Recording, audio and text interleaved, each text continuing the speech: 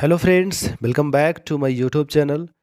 अगर आप चैनल पे नए हैं तो सब्सक्राइब कर लीजिए ताकि आपको जो है नोटिफिकेशन बराबर मिलता रहे। तो जब से यूपीएस का गजट नोटिफिकेशन आया है तब से एक जो है कंपैरिजन शुरू हो गया है। ज़्यादा लोग उसके प्रति अवेयर हो चुके हैं कि यूपीएस और ओपीएस क्या है। उसके पहले जो है ओपीएस को लोग भूल चुके थे, जो भी नए ज्वाइन कर रहे थे। तो जो 2004 के बाद ज्वाइन किए थे उनके जहन में बात हमेशा खटकती रहती थी और हमेशा जागरूक करते रहते थे। जैसे स्टेट गवर्नमेंट के एम्प्लॉई हो, सेंट्रल गवर्नमेंट के एम्प्लॉई हो या उनके यूनियन के नेता हो। तो यूपीएस जब आया तो बोला गया कि आप पेंशन के लिए जो है परेशान थे तो पेंशन हम देंगे, लेकिन इसमें इतनी सारी कंडीशंस लगा दी गई कि कर्मचारियों को इस बात को पचा पाना मुश्किल हो रहा है।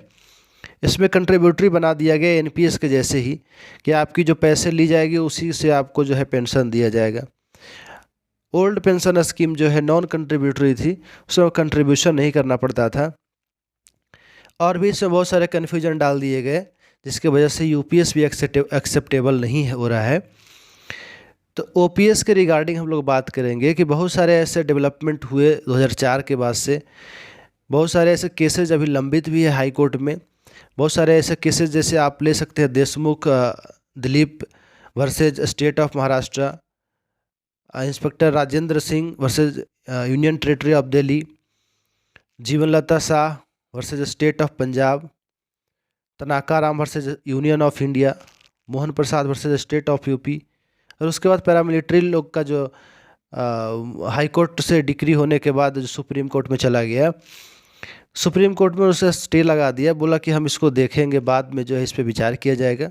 और अभी तक वो मामला लंबित पड़ा है। अभी जो फ़िलहाल है सुप्रीम कोर्ट में एक डेवलपमेंट देखने को मिला है। अटॉर्नी जनरल आर वेंकट रमनी और सॉलिसिटर जनरल तुषार मेहता साहब पहुंचते हैं सुप्रीम कोर्ट और इनके सामने ऑनरेबल जस्टिस हैं, justice B R Gavai, justice Augustine George. तो बताते हैं साहब, एनपीएस से आपके जो कर्मचारी है नाखुश थे। बहुत सारे ऐसे जज हैं 2004 के पहले वाले, उनको तो ओल्ड पेंशन स्कीम के तहत रखा गया है, लेकिन बहुत सारे ऐसे जज हैं 2004 के बाद ज्वाइन हुआ है उनको, तो वो फिर एनपीएस को जो है एक्सेप्ट नहीं कर रहे हैं। तब केंद्र सरकार की ओर से प्रतिनिधि बनकर अटॉर्नी जनरल और सॉलिसिटर जनरल पहुंचते हैं कि साहब एनपीएस की जगह पे यूपीएस लेकर के आया हूँ और ये यूपीएस आपके कर्मचारियों को बहुत राहत देगा, ये पेंशन सुनिश्चित करता है, पेंशन की गारंटी देता है, एश्योर्ड पेंशन आपको देगा। तो सुप्रीम कोर्ट ने जो है इसको बोला कि इस पे हम काम करेंगे, इसकी फीडबैक कर्मचारियों से लेंगे, इसकी जो है फंक्शन उसको एक्सपीरियंस करेंगे और उसके बाद 12 सप्ताह के बाद इस पर कुछ टिप्पणी देंगे। तो जब ये सुप्रीम कोर्ट के अंदर में आ गया, उससे पहले 2023 में पैरामिलिट्री का मामला लटका हुआ है। तो अभी देखना इंटरेस्टिंग होगा कि सुप्रीम कोर्ट इस पर क्या टिप्पणी करती है। कर्मचारियों को 30 से 40 साल सेवा में सरकार को देते हैं, तो सेवा के बदले जो है एक पेंशन ही ऐसी बुढ़ापे की लाठी थी जिससे कर्मचारी जब रिटायर होकर जाता था तो उसकी जो आगे की ज़िंदगी है बहुत आराम से कटती थी, दाल रोटी के लिए भटकना नहीं पड़ता था। अभी जब एनपीएस में जो कर्मचारी रिटायर हो रहे हैं तो उनको जो एन्युटी मिल रहा है 40% पे, तो उस पे जो है किसी को 1300 मिल रहा है, किसी को 1500 मिल रहा है, किसी को 4000 मिल रहा है।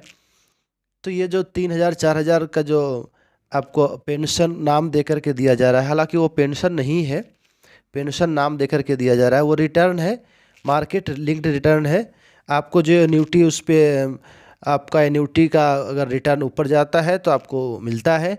अभी जो है क्वार्टरली जो है एन्युटी जो है उसका जो है घटते जा रहा रिटर्न, आपको ही पता है।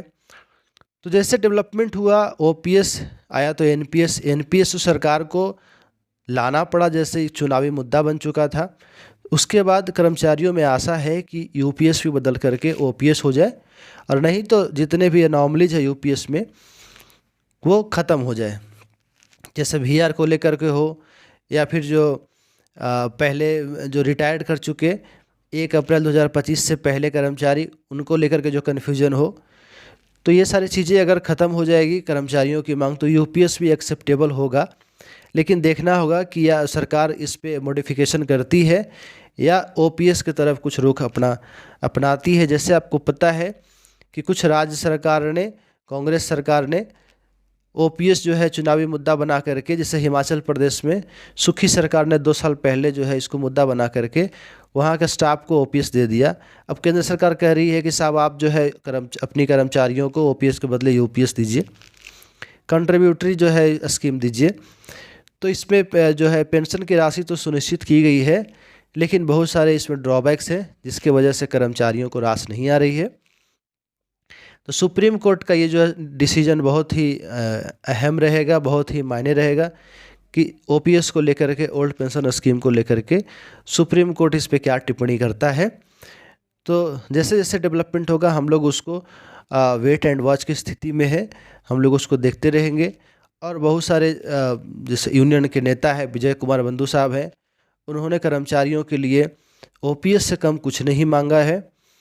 तो जो भी डेवलपमेंट्स आएगी सुप्रीम कोर्ट के हवाले से वो आपको आगाह करता रहूँगा। बने रहिए चैनल के साथ में। और आज के लिए इतना ही, मिलते हैं अगले वीडियोज़ में, तब तक के लिए आप अपना ख्याल रखिए।